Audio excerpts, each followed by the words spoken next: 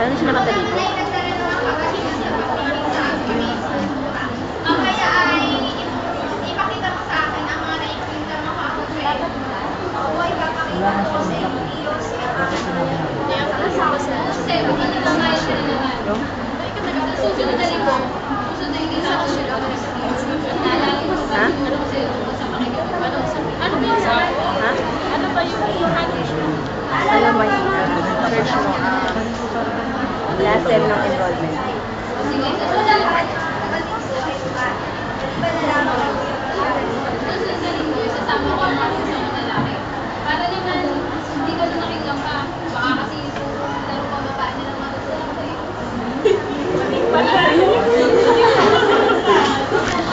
Tama pa na yung asawa ng yung kapatid na si Jose Alfonso. Pero hindi ko magagawa mo yung binibintang ko. Mama ka sa akin kung ayaw madami. Kahit kanino ko yung kapatid ko, Jose Alfonso, hindi ko magagawa yung ganito sa kahit ang buhay ng ibang tao. Mama ka na sa akin. Ganyan na rin ang aking ina. Ina! Wow, ang bad.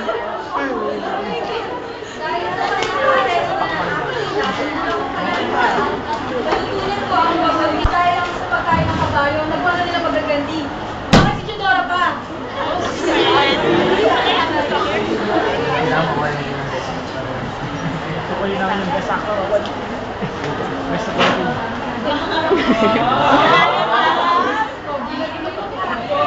Ang layo ni Pearl.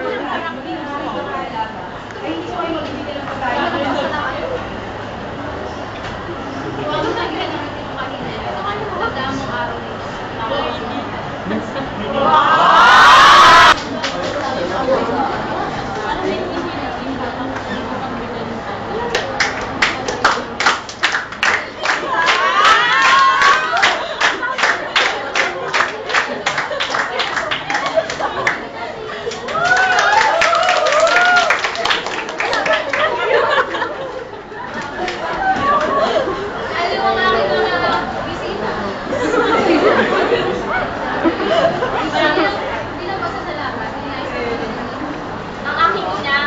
sino kakulong?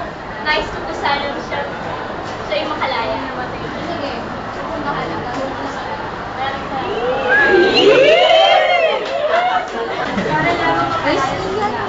Isang sayaw lang pala. Mamay mo pasok. Umpo sa... Bakit ka umiiyak? May nangyari kang hindi maganda? Hindi kasi sinabi ng mama ng tumulong. Wala siyang kasalanan. Sino magpapatawad? Kasi nang kasalanan. Kasalanan si Padre Dito sa matawad sa nila.